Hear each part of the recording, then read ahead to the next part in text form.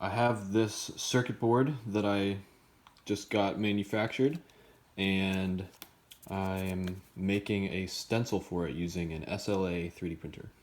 This is the solder paste. If you haven't seen one of these before, basically you take this solder mask that has the holes in it, you line it up with the copper pads, and you put on the paste, and you just kind of squeegee over it, pull this up, and you've got the paste right where it needs to be. This is the first attempt at using the SLA printer, and you can see there are a few defects with it, but I learned a lot and we're going to try again.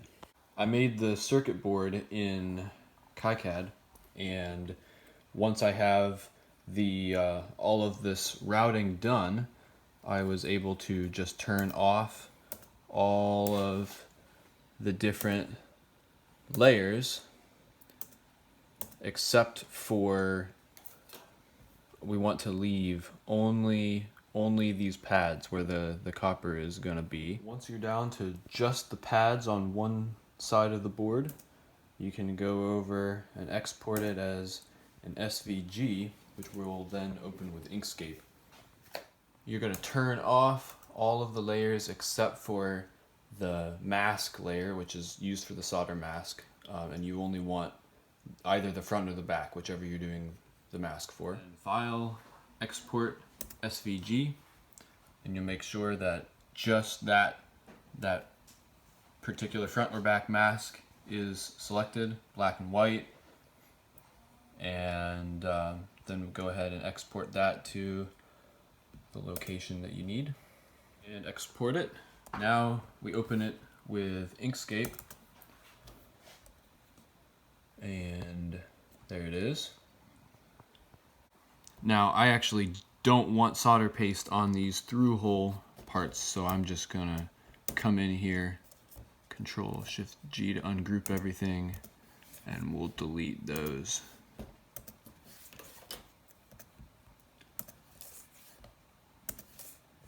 Also gonna get rid of these holes. We don't want solder where there is no board. Now I need to convert all of this to a path, so I'm just gonna ungroup it a bunch of times until we get everything, and then go to Path, Object to Path.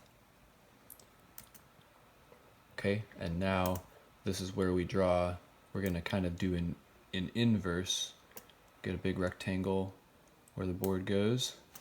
So next, we're gonna take all of these things and union them together so that they're the same path.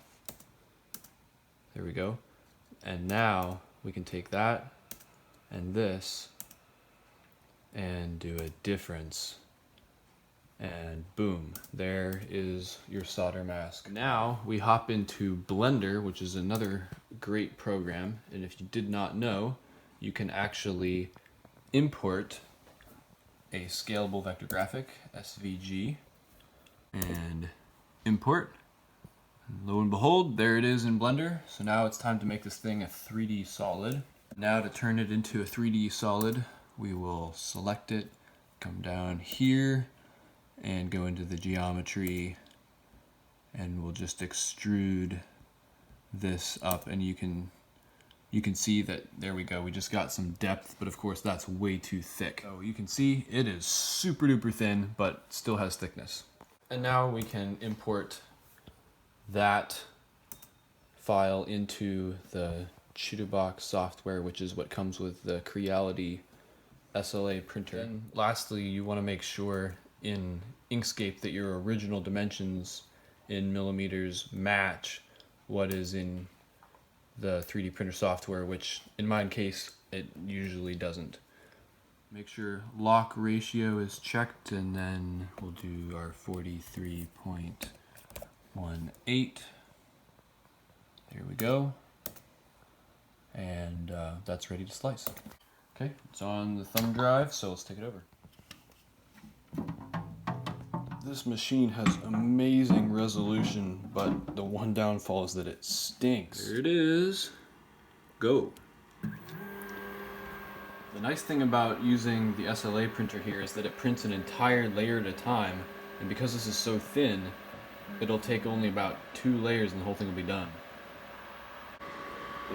Looks like it didn't stick to the plate, so we'll try again. Alright, here we go.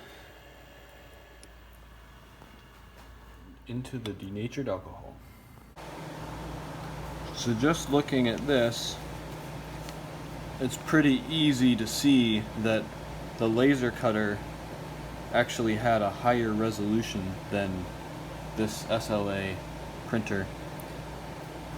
Some of these little tiny pins up here for this power regulator, they you can definitely see daylight through them here, but not through here. If your components are on the larger side, then this will work. Here and down in here is an example. These would be 0603 size surface mount components, and you can see daylight through them, but I did have to poke these out, and it looks like some of them worked out okay, but some of them the resin kind of still got stuck in there and would need poked out. But that wouldn't be too bad to do, depending on how big the board is.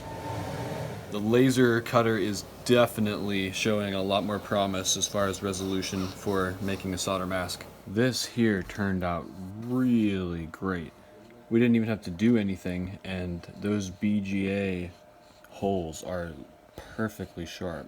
What we did this time for this iteration was we did a vector cut. Instead of doing a raster engraved back and forth, it actually cut along all of these lines.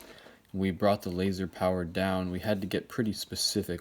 In our case, we ended up using 9.7%. And then we brought the speed way down to 5 millimeters per second, and that seemed to do it. The one thing that could be improved to be these USB-C slots right here. There's just a hair of paper in between, which may be enough, may not be. We'll have to try it. You can line it up to the board like this, and that's looking pretty good. It's like perfectly lined up everywhere.